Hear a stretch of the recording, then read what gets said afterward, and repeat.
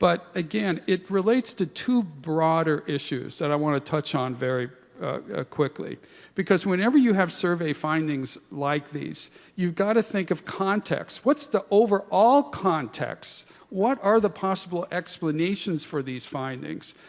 And one thing we have to appreciate, that people's awareness and knowledge levels of the ABCs of government and of how our public finance system works is extremely low. It's extremely low. And this is a real big problem. They're concerned about population growth and the impact it's going to have on the things that they greatly value about Oregon. You know something, Can I ask you a question? Is that constant? I mean, that's something that we remember from decades ago. Come here, but don't stay. Has that basically held constant? A fear of population growth, a fear of Californians, a fear of Oregon getting too big. Oregonians do not want to lose what they value about living in this state. And Dave, what they value is the natural beauty of the state. They value the clean air and the clean water. They value the outdoor recreation opportunities, both the variety and how close they are to the coast, to the mountains, to the gorge, to the wine country, to the high desert. They value those things, so they look and they're concerned about population growth. They're quite frankly concerned about economic development because they do not want those things threatened. You mentioned economic development. 57% of respondents said that protection of the environment should be given more priority, even at the risk of slowing economic growth. So a majority, not a huge majority, but a majority of Oregonians.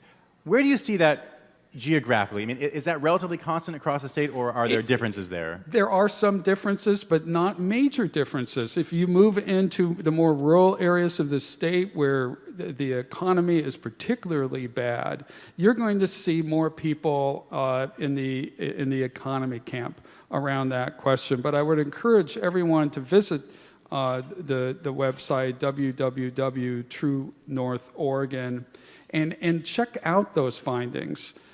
So yes, in Eastern Oregon, more people in the economic camp, but I think you will be surprised to look at the findings overall by region. And Dave, let me add one other thing. We worked real hard in this question to get at key issues using more than one question format and different wording for the question. It's called triangulation. So the questionnaire was triangulated to try to get at this issue. They feel that we need to change our lifestyles to address climate change. The numbers were really stark to me. You gave respondents two choices about climate change. Here's one. It requires us to change our way of life, such as driving less or living more simply, or if climate change becomes a problem, we can deal with it later.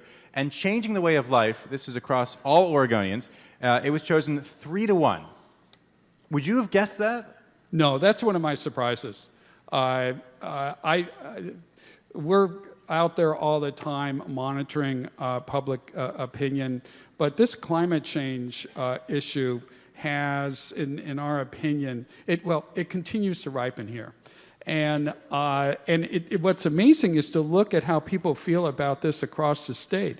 But stop, Portlanders, ask yourself, if you're a rancher dealing with drought in Eastern Oregon, if you aren't scratching your head, wondering if maybe, just maybe, there's something with this climate change thing. The other question that I thought was real interesting was, again, getting back to triangulation, getting a little bit at this same issue, was the support for this question. Our country would be better off if we all consumed less. So that's that validation I'm talking about. Okay, we have to change our lifestyle to address climate change, but also our country would be better off if we all consumed less.